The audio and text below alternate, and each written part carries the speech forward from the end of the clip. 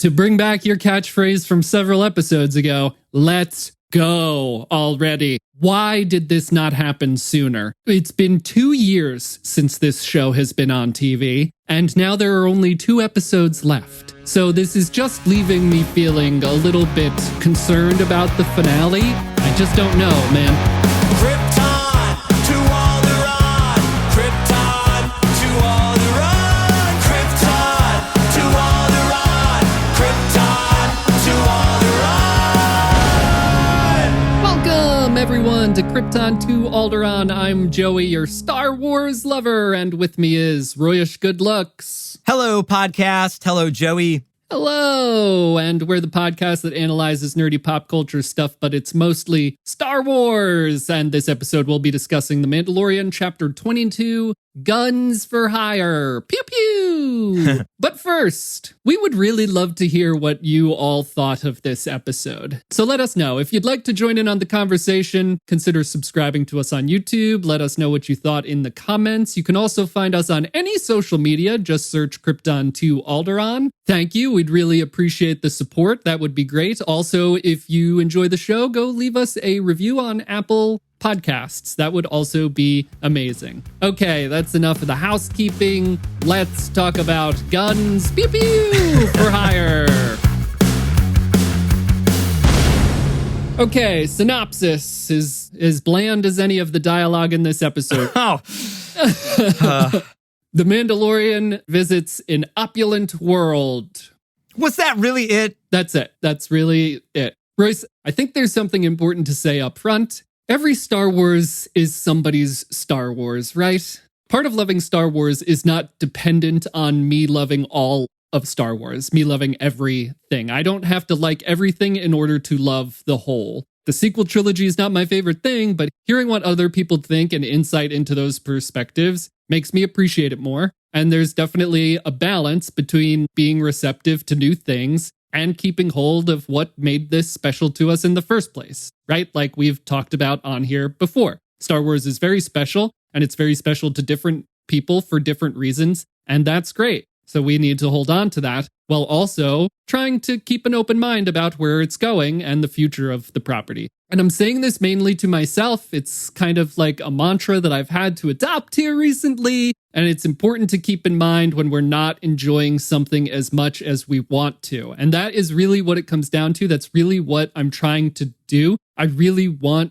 to enjoy this show, and I'm not enjoying it as much as I want to. I'm not going into each episode with expectations, expecting to see something or being like, oh, I bet we're going to see Thrawn this episode, or, oh, they should go to Hosnian Prime. You know, I'm just sitting down to watch the show. I am a cannonophile. Obviously, I love canon. I consume it all. I read all the books. I do all the things, but I really try hard not to let that be a burden on me watching the thing. That being said, I try to sit down and watch it as objectively as possible, which is not always easy, but it's a goal, and then just absorb it as it comes. But I'm still not enjoying it as much as I want to. And you've seen it multiple times, right? It's not like your gut reaction. We've watched it twice before coming to talk about it on the pod today, right? Right. You know, I always make the comparison to like music because that's my native language. If it's an album, sometimes you got to listen to it twice. And you're not going to like every song on it. And this is an 8-episode season. It's an 8-song album. You know, there's some banger choruses in there. There's some awesome solos. There's some awesome bridges. And maybe as a whole, it's not what you're expecting. I feel like I'm making that comparison a cliche if I've used that too many times on this podcast or my own show, my own Patreon or whatever. But them's the breaks, you know? That's the way the cookie is crumbling. Yeah. I agree with you that it doesn't really feel quite like, quote unquote, my Star Wars. But I recognize that there's different Star Wars out there. This sort of feels like this last episode in Attack of the Clones kind of thing. It looked great. There was a lot of adventure and there was some new world building stuff, but not at all what most people were expecting. And we know that we have to curtail our expectations. There's no Thrawn. Moff Gideon was in the preview this week and last week, but not in any of the episodes. So if you're expecting him to show up and, you know, bust through the doors and curtail those expectations, we got what we got. It can be a tough pill to swallow sometimes. And we're going to do our best to find some light in this episode. But I'm right there with you. I think you said last week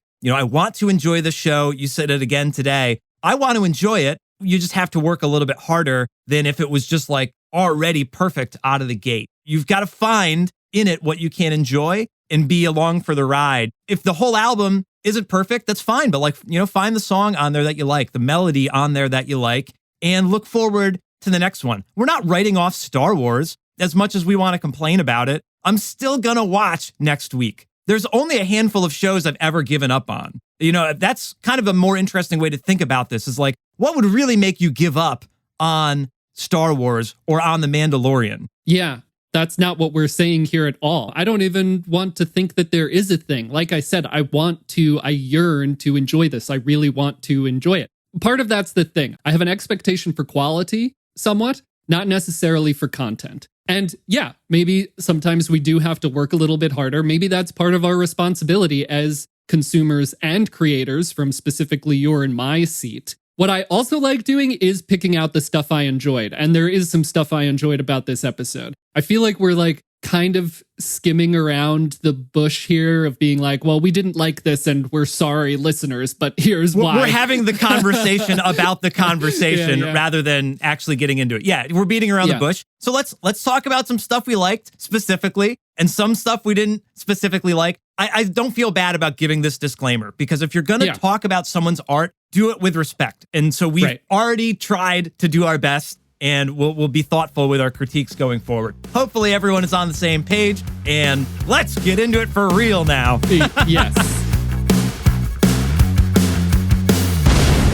Starting out, we have the Quarren ship and the Empire ship that is being piloted by the Mandalorians. What did you think? What was good about this part of the episode? I mean, we got cool ships. I guess if you want to look for some really easy, you get the Star Destroyer kind of zooming in, very similar to A New Hope. Some poetry there. Cool that like the Mandalorians, they've commandeered an Imperial ship. We haven't really seen that in live action Star Wars. That's super cool. I mean, I guess we've seen them in like the Tidarian shuttle in Return of the Jedi, but they've got a whole cruiser. That's cool. I think that might have been Moff Gideon's, the ship that they... Was that not the one that they... Oh, you're right, because they kind of stormed that at the end. So it could be his ship. I think they had stolen one. Was it not the one on the water planet where they were looking for the guns? Or did that ship crash or something? Oh, with the guy, the man in black from Lost who bites the pill. I just was talking about how much I love canon and consume it all, and I cannot remember. Well, it's one of those. They might have both of those ships, which is even cooler that the Mandalorians have this fleet. I like that. Right. Yeah.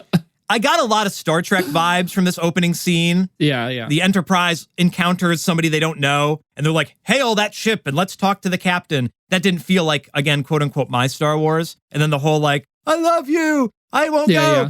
But I love the Mandalorians on that cruiser, that like they're out there and they're their own rogue society and they've got this badass ship. And so we were reintroduced to the other Mandalorians in the Mandalorian show. That helped for 40 minutes later when we go visit them again. But that's all we got with them. Did you like that little teaser scene at the beginning? I did. I also like these like little tiny jabs that I think we're both getting in here that hopefully listeners can pick up on. I really liked that opening scene. I really liked that Quarren ship. I thought it looked super cool. I really liked the way the Quarrens looked. I wrote that down. Like, the Quarrens look amazing. Whatever they did, they looked great. And honestly, I was in with the silliness. I was here for the soap opera-y weirdness of their like, but I love you, and she turns away. And so I was super in, maybe not super in, but I was in with the silliness. And then like the whole detective storyline that we then see go forward with Din and Bo, I am in for that kind of silly, sort of good cop, bad cop, the underbelly of a city detective stuff. There's episodes of the Clone Wars that are similar, but it's too late in the season for this. For the silly one-off storyline, you mean? Yes. Like, it's episode 6 out of 8. It's very hard to navigate this from a fan and content creator perspective because... Well, they are setting up that they are the guns for hire. And then Bo comes in and she's like, I'm going to lead you again. And she's going to have to convince them to not be mercenaries anymore and join the other Mandalorians, the other Mandalorians. So there's still going to be some clashing there, but they set up what those people now currently stand for. Axe Woe was like, I rather like being a mercenary. You know, he's drinking a beer in a field. So they're living a totally different life than Bo and Din at the moment. And we got, again, reintroduced to that if you weren't already on the page. I think that's all that was, rather than like just a random scene of random plot. We know that they're mercenaries now, okay? Done. All right. So we catch back up with Din and Bo and Grogu as they're headed for Plazier 15, because I guess she knows that that's where the other Mandalorians are. Going into this whole series of events, they want to talk to the Mandalorians, but their ship gets autopiloted. Again, there's an obvious indication of what the plan is, and then Din says what's happening, and then the plan gets said out loud again, which really irritated me. What did you think of this whole thing and seeing the city? I mean, it also looked awesome, and then the introduction to Jack Black and Lizzo's characters. Yeah, it was a rich world. I think that George Lucas would be happy to see that world and the way they designed that. It looked very much like his prequel era design. You know, whether you like the plot or not, the world was there. This is another thing that I've been trying to like tune into, is that if you don't like the dialogue, you know, if you don't like the plot, tune into the set design, the costume design, the music, like the things that you would more likely overlook. So the world was pretty cool. I thought all the droids, this is the first time that I felt battle droids were like pretty badass. In episode 1, like they look great, but they're kind of like rigid. You know, they kind of look like if you just took your Hasbro action figures sort of thing. Not that that's a bad thing, but they've certainly improved the like badass nature of the animation. Everything looked great. And we got a new world. You're mentioning the corny dialogue. I'll fast forward for 1 second, because at one point when they're ending that whole trip through Plazier and they're going to go see the Mandalorians, Din's like, what's your plan, Bo? She's like, I'll figure it out when I get there. And I was like, this is another one of these stupid meta moments of like, we'll just go with it. It will all tie in together later. I'll figure it out when I get there. Bo's supposed to lead the whole Mandalorians, you know? Let's make a plan. I think that might be a metaphor for this season overall. Yes. You know, I like the world, and I think that that's a positive to take out of it. We really did get a deep world, whether or not you liked the buddy cop story that we sort of got here. That was way different than some of the previous stylized episodes. Not a Western is sort of still this like, hey, let's go to a world and solve a problem so we can get to the next plot point, which is kind of classic Mandalorian, but that they played the good cop, bad cop thing, that was sort of new for us, I think. Yeah, I thought it looked great. I thought every bit of that looked great. Bo's ship as it's coming through the atmosphere, seeing the city, the hover car or the Elon Musk Hyperloop was cool. The monorail. Yeah, monorail. Great. Now I have to put that GIF in. I mean, it all looked amazing. Like you said, I think George Lucas would also be proud of the dialogue. So what did you think of seeing Jack Black and Lizzo? Did you know that they were in it going into the episode? I did not know. And as soon as they opened those doors and he said like, hello, I laughed because I was like, whatever's happening is about to be wild and who knows what's coming next. And I think like subconsciously I heard his voice. I didn't recognize him, but I was like, this is funny. And then, oh my gosh, Jack freaking Black. Just one of those cameos where you're like, I know too much of this actor and it will be very hard to displace the myriad of things I've already seen this guy do with this character in Star Wars. He kind of worked though. I sort of bought into it more as time went on as this eccentric leader guy. I don't really recognize Lizzo. That's not so much my world, but Robin was like, that's Lizzo. And then they bring in Christopher Lloyd and it's like 3 cameos against, you know, a rabid fan base. Like, good luck. I mean, the tweeting is going to be huge. You know, if there's any conspiracy of like, how do we get more buzz? We'll put Jack Black, Lizzo, and Christopher Lloyd in one episode.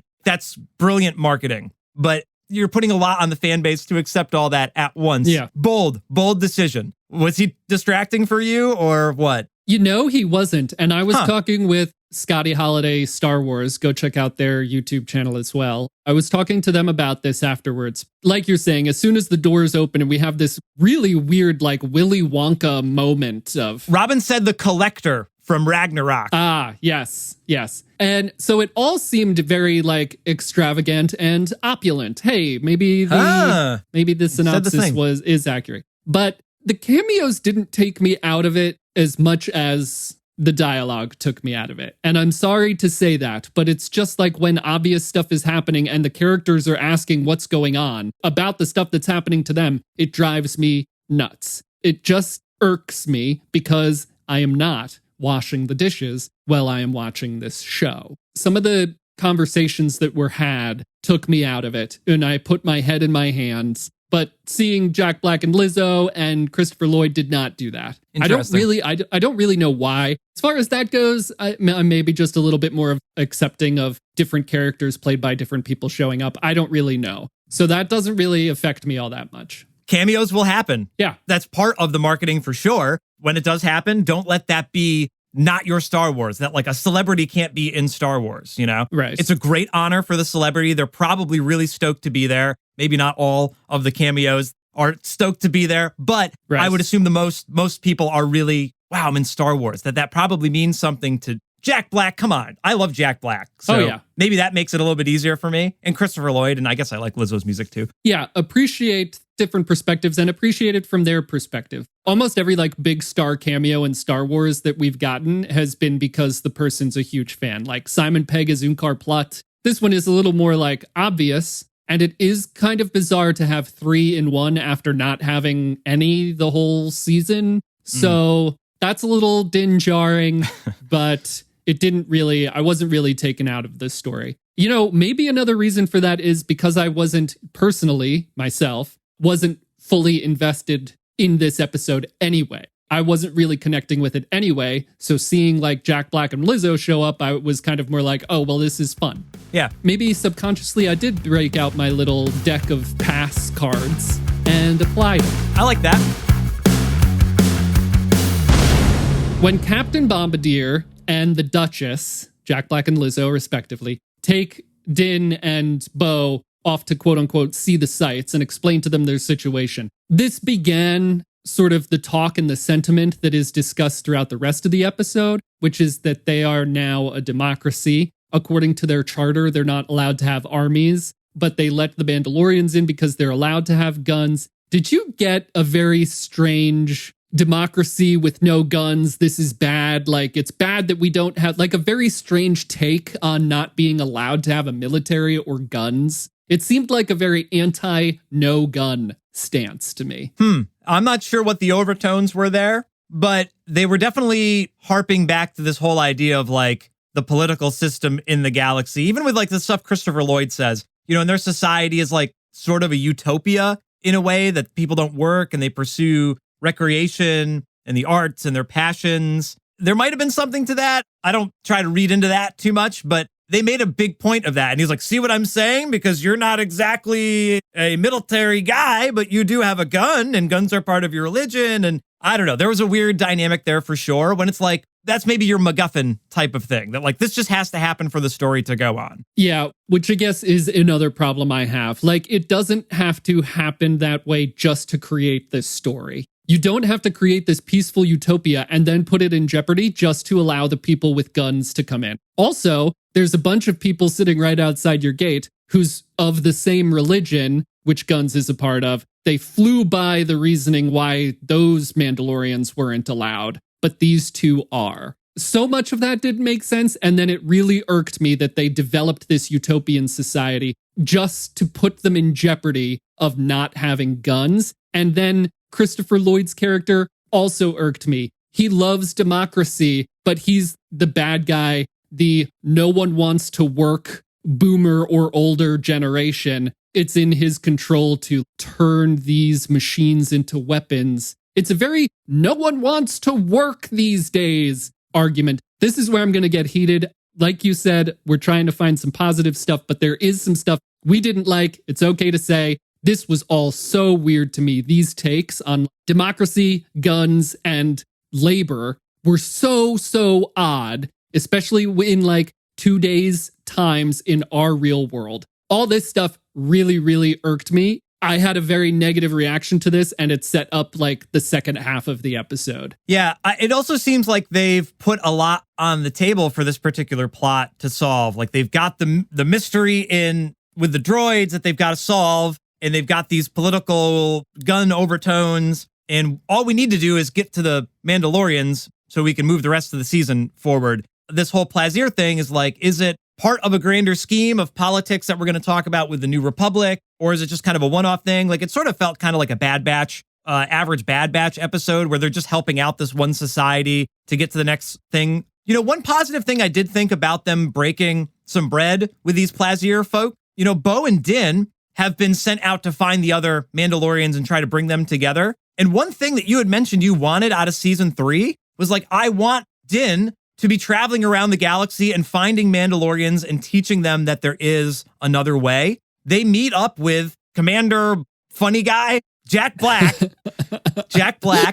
and at the end of the episode, they're like, we're indebted to you, you know, or they've made a bargain there that they're like, we'll stand up for Mandalore in the New Republic. And now, you know, Mandalore, the planet, has an ally, and they are allies with Bo and Din. You know, in the past couple episodes, Bo and the Armorer have come together, the Mandalorians and Navarro, the Mandalorians and Grief Karga, even like Din's relationship with Captain Teva, the New Republic through that. Din and Bo are spreading the web out and bringing everybody in. So they're kind of doing what you said you wanted in the season to a degree, maybe not quite as smooth, but like they are amassing all of these allies so that Mandalore can be greater. So I did kind of like that at the end of the episode that they knighted Grogu, and we can all now refer to him as Sir Grogu. And I think that will endear fans even further with his character. And what do you know? Mandalore, the planet, now has an ally with Plaisir. Grief Karga says, you don't have a planet. And they're like, screw that. We're taking our planet back. We have allies. We've got Navarro. We've got Plaisir. Like, and this is a whole new world now inside of the Mandalorian, which is a cool thing. And they're fleshing that out. Like, Plaisir isn't Tatooine, but guess what? We could go back there 50,000 more times in the future of the Mandoverse, and maybe we'll come to love it, and maybe we'll come to even be tired of how much we go back there like Tatooine. So maybe that's a better way to look at it. So I think that's a positive through this. I don't know if you're seeing any of that. Yeah, absolutely. I love all of that. I love Bo and Din bringing people together. I don't necessarily always appreciate how it's done. I certainly don't appreciate how it was done in this episode, like I've already said, for the reasons I've already said. And it's a little bit too late to be doing stuff like this in the season for me. I do really like in that moment is like, we'll stand up for you in the Senate. We'll stand up for Mandalore. That's all cool. Having someone at your back, that's a cool little storytelling element that was good, you know, in this episode. I just didn't necessarily like the events that he was leveraging that against. Sure. Ooh, boy. I can keep riffing. Christopher Lloyd's character tells Din, go see the Ugnaughts. They go talk to the Ugnaughts. The buddy cop thing starts with Bo and Din. Din's like, hey, you can't talk to the Ugnaughts like that. There's a certain way they speak, you know, and I get it. And it's like, yeah, he's been around the block. And everybody loved Queel, I assume. So like, that was an interesting callback to him. And Din invoking the I have spoken to get through to Bo that like, listen, you got to respect their culture. There's a way you communicate. Open your mind. Again, like another beautiful thing, like, hey, all you jerks watching this show, open your mind and interact with it in the way that you are not intuitively thinking that you need to interact with it. Bo wanted to say, you guys are messing up all these droids. You're insulting them. Stop insulting them. That's not helping your cause. And what do you know? Din Djarin, the guy that we're like, this guy gets himself in all sorts of trouble. You were calling him out for being an idiot. And here he is, like, he's got the most mature take on how to get through the next level here.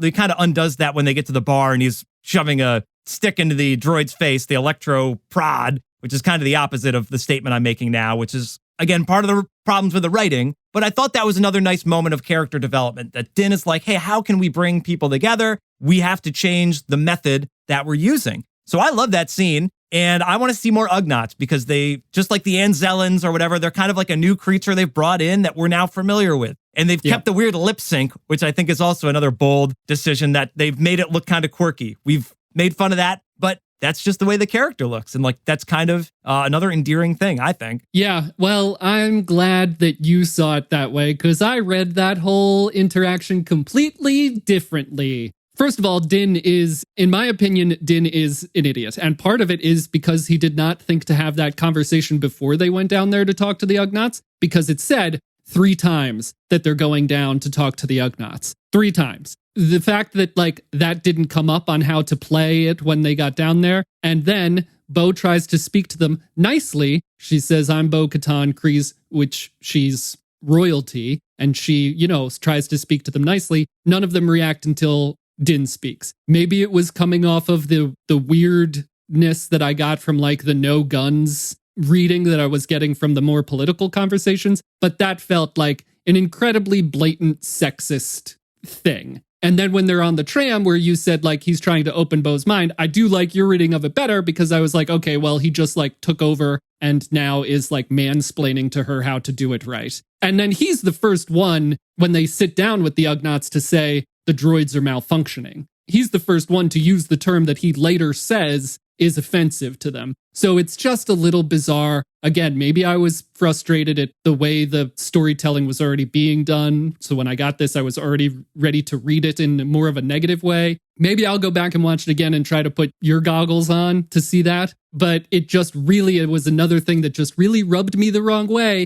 Maybe some more sensitivity about scenes like that needs to be taken into consideration. Maybe a little bit more empathy for how some people will read that scene from the writer's room, I think. That's my rant about the Ugnaught scene. This Bo versus Din as like who's in control and like who's being respectful and, or being discriminated against. I think they're trying to set up the whole balance of leadership between the two. Even when Bo lights up the Darksaber, I know I'm getting way ahead to the end of the episode, but hopefully we can get to the meat and potatoes here in a second. When she ignites the Darksaber at the end, it's not a hero scene with just the shot on Bo. It's Bo and Din side by side. And I think that there is certainly some intentionality behind that as well. They're like, hey, the ruler needs to have the Darksaber. But like, she didn't really beat Din up to earn it. She helped Din. She said, we don't want to kill Mandalorians. We want to work together. She earned it in a way, but not necessarily through the typical means.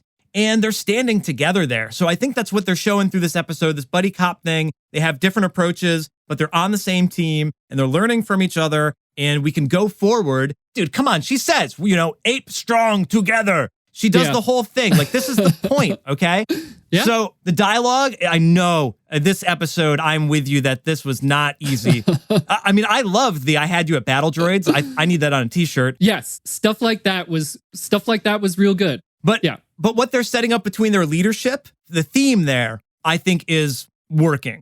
Maybe not through the actual execution, but the theme is there. So that's what I'm choosing to grade it on. And I like that. I love that scene at the end that they're standing side by side. Because you had said, I want Bo to lead. And I said, I want Din to lead. Guess what? I think they're both leading a little bit. All right. Well, that raises a good point, Royce. Do you want Din to lead after the events of this episode? Don't take into account the end shot where they're standing together. Do you want him to lead still? He's not really shown that he wants to be the leader. That's not what they're setting up necessarily. He's a good number 2. Your facial expressions are making it hard for me to keep my thoughts square here. They need each other, dude. It's powerful light, powerful dark. There's a balance there. They have different strengths. The fact that he can be humble enough to give up the saber sort of thing. They show Bo beating the crap out of Axe Woves. Maybe Din wouldn't have held his own there. When he had to fight against Paz, he didn't really do a great job. He's not the leader here. Obviously, Bo is the leader, but he's in the scene there. And I'm not going to write that scene off.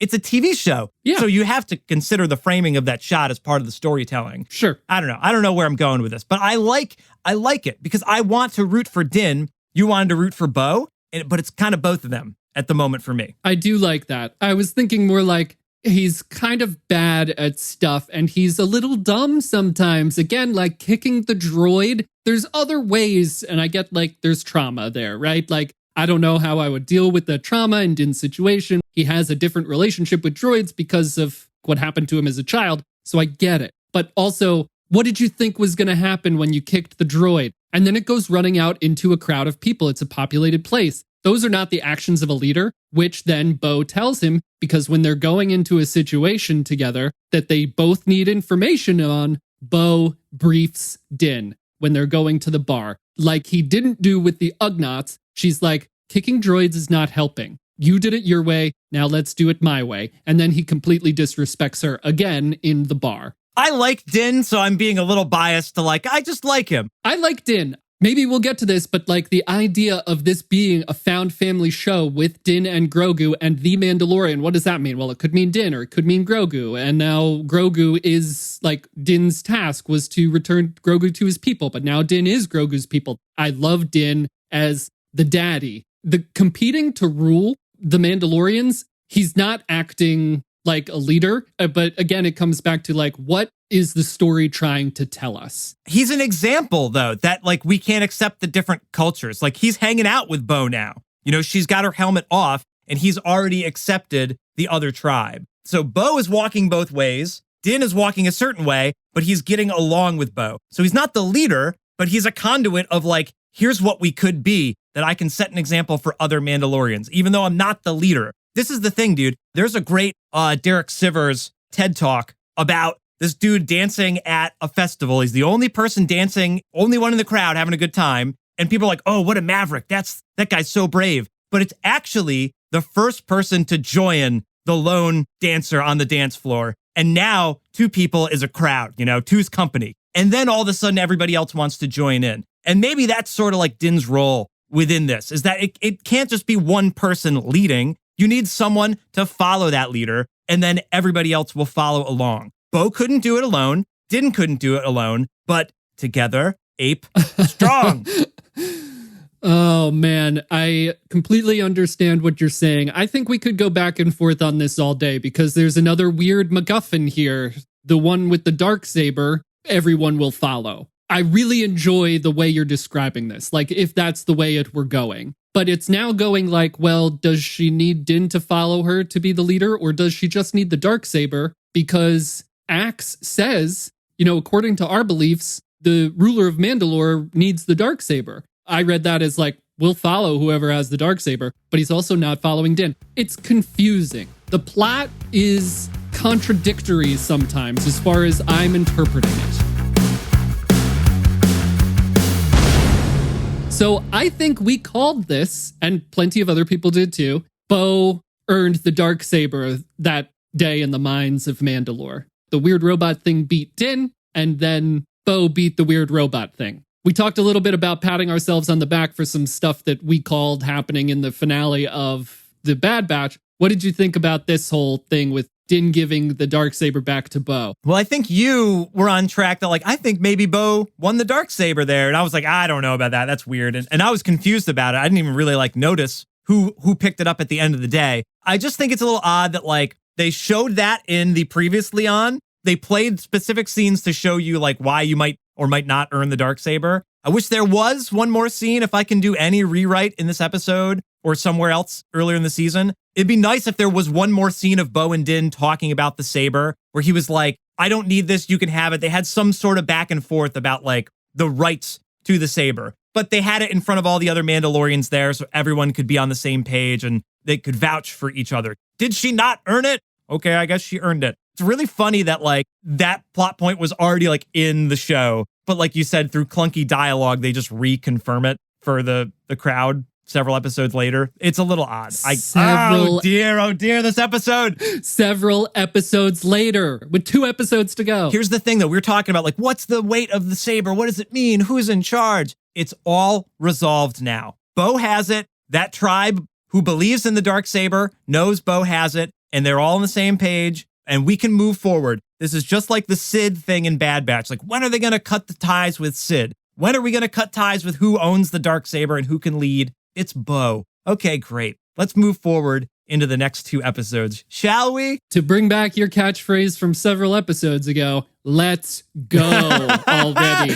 Why did this not happen sooner? It's been 2 years since this show has been on TV, and now there are only 2 episodes left. So this is just leaving me feeling a little bit concerned about the finale. I just don't know, man. I'm glad that this happened in front of all the Mandalorians. She could have just as easily challenged Axe with the Darksaber for the Darksaber if Din had given it to her earlier, and she was just trying to show that she's the ruler. People challenge each other to the Darksaber all the time. That might be a little bit of canon bias working its way into my, expectations, but it felt a little too late in the season for any of this episode, to me. I agree with you. It's an odd pacing. She's got it back now, and we'll move forward. you didn't like this track on the album, the next track is going to be a banger. There's 2 left. The timing per episode has been up and down, long, short, long, short. That's just the way they do it. We might get 2 hour-plus episodes for this end of the season, and maybe it'll be a huge culmination season finale.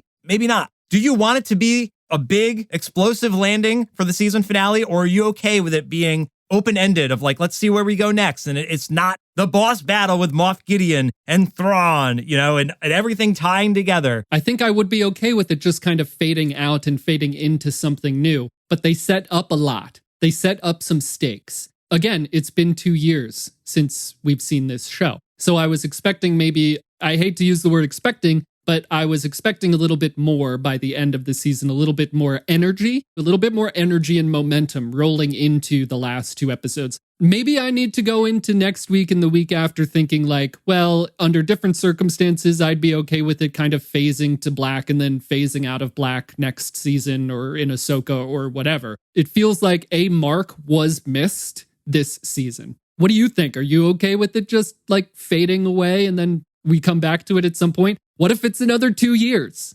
I don't mind the wait as long as it's decent. It seems like this season might have been a little too ambitious with some of the things they wanted to pull off. And then aside from just considering The Mandalorian, trying to tie it into the other shows, exactly. Maybe is making it more difficult just to make a great Mandalorian show, right? If they had simplified, it might have been smoother, but maybe less connected to what they're going to set up. I'm looking forward to the future, that it will find an even keel and pay off a little bit more down the road. We can bring together these other tribes. I would assume that's the next episode, that if Bo's leading, we can live on Mandalore. Why are we living on Plazir? Why are you being mercenaries for this other people? We can all be our own people and also go back to Mandalore. I'm still excited by that. If the finale is like bringing the Mandalorians back to Mandalore, that's super cool. Doesn't have to end in a battle. It can just end in them planting a, mythosaur flag back on Mandalore. That would be awesome. And then it ends and you get the theme music. It's going to be great, right? And then you wait forever, however long it takes for them to do a new season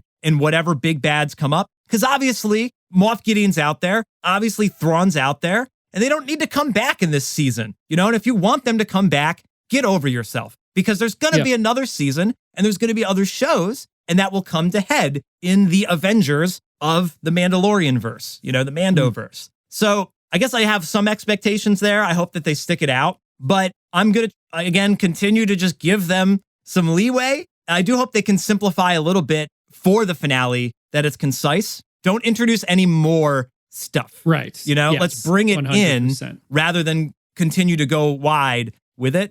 Talking this out, Joey, it feels like therapy, and I'm already less disappointed in this episode. I think I've convinced myself a little bit. Dude, again, with the album analogy, Fall Out Boy just came out with a new album. I was talking with my brother about it, and we're like, how do we feel about this? And, there's stuff you like, there's stuff you don't like, but you got to live with it. It just came out yesterday, just live with it. You'll see it with different eyes as time goes on. I really enjoy your album analogy. The main difference for me here is that when you're, as far as I know, in an album, if there's 8 songs on an album, they don't lead to a grand, and the 8th song is a grand finale, which is typically what TV shows do. Maybe that's an unwarranted expectation. But when you get to episode 6 out of 8, I'm starting to feel like a little bit, I need more. Kylo Ren style, right? But yeah, this is what we got and this is what we have to live with. And like I've said at the beginning of this episode, these are my opinions, and I'm so curious what everyone else thinks. And I love that other people love